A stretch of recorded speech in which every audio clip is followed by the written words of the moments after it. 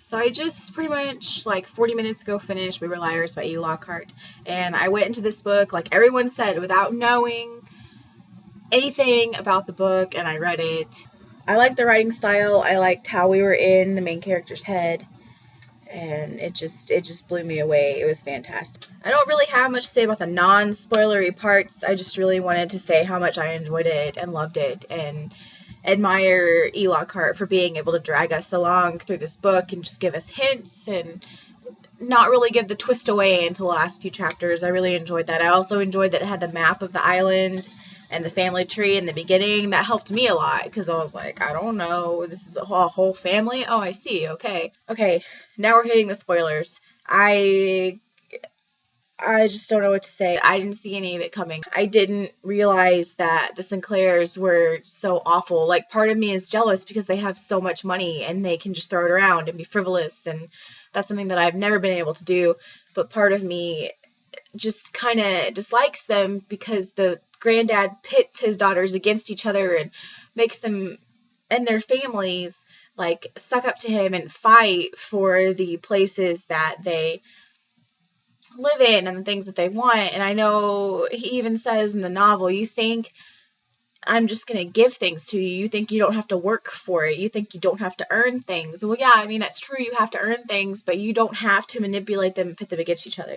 Mainly, I pity them. I pity Granddad. I pity Carrie and Bess and Penny and their remaining children because they didn't actually fully appreciate what they had while they had it. They didn't appreciate the fact that they had a bunch of grandkids and a bunch of children to love on. They didn't appreciate the fact that they had Katie and Mirren and Johnny and even Gat to look after and to love, and they didn't appreciate each other, and that caused the oldest kids to do something irrational, and they lost 3 of the 4. They still had their oldest grandchild, but at what cost did they finally find out who should get the inheritance they were all fighting over so much? I would like to go ahead and say that it was never actually specifically said that Cadence gets everything, that she gets the island and the house, the Boston house they were all fighting over.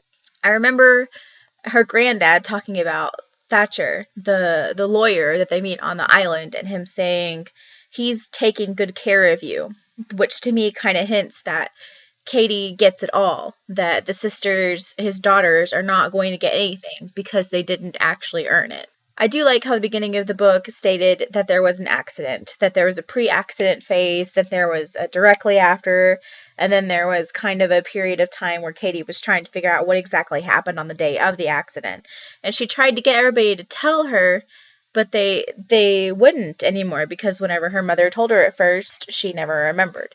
And I know I probably should have seen everything coming once Katie says, oh my God, there was a fire. We set the house on fire. And everybody was like, oh my gosh, you remember. Do you remember anything else? What else is there to remember about setting a fire? And then you find out that this fire that she set, the way she planned it, everybody was on a different level of the house. And instead of actually waiting for her family to get down safely and get out of the house safely, she friggin' sets the house on fire. She douses the study in gasoline, sets it on fire, and has no inkling at all that her cousin is still upstairs.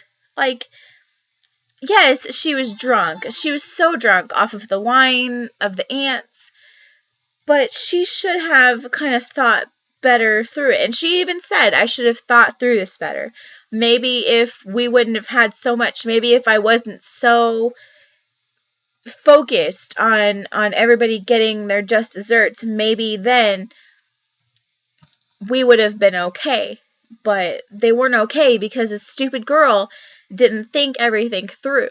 And I know it's hard to blame Katie because she's slightly likable. A little bit, not a whole lot to me now that I really think about it, but she inadvertently caused the death of 3 people and 2 dogs because she wanted to prove a point. And I feel like they could have proven it a lot differently.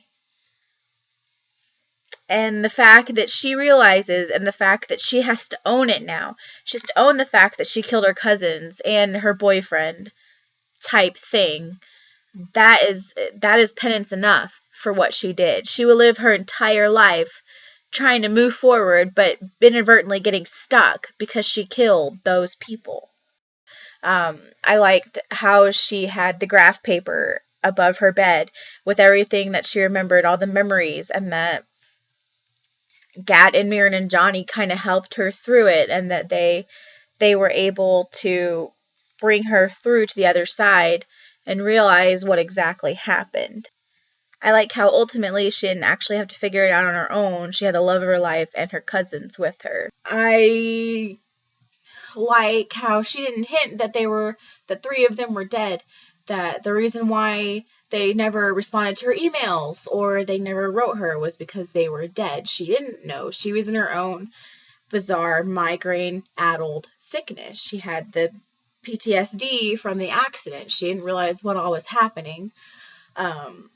I do like how she sat with Mirren and read the emails. I liked how there were little hints, subtle hints during her summer 17 on the island, how the Cuddle Down house was such a mess and no one was taking care of it. And I thought, why? Because they have the maids and stuff on the island. But then it said earlier in the novel that they kind of cut down on the staff, that they had like the minimal staff, or they hinted at that. And it made sense why, after you realize how bad and tragic the accident was, how they didn't want it to leak out in the world because they are the Sinclairs. They're the rich family that remains stoic all the time. Keynes' mom, I realized, kind of hinted at it a little bit. She was mad that Keynes was spending all this time at Cuddle Down and not with the family that was alive. And you don't realize that the 3 kids that Cuddle Down are dead until they let you know. But it didn't make sense to me. Why are you mad that she's hanging out with her cousins? I mean, yeah, they have these bonds. It's because she was hanging out with Spirit. She wasn't hanging out with the real deal. She wasn't hanging out with the family that she was supposed to have still. I like how it hinted that Mirren was sick, and you found out later it was because the ties that were binding her to the world were growing thinner and thinner, and she couldn't stay very much longer to try to help Katie through it. I like how she got that closure with Gat, even though Gat was such a jerk and cheated on his girlfriend back home with this summer fling that he knew he wouldn't see after he left the island.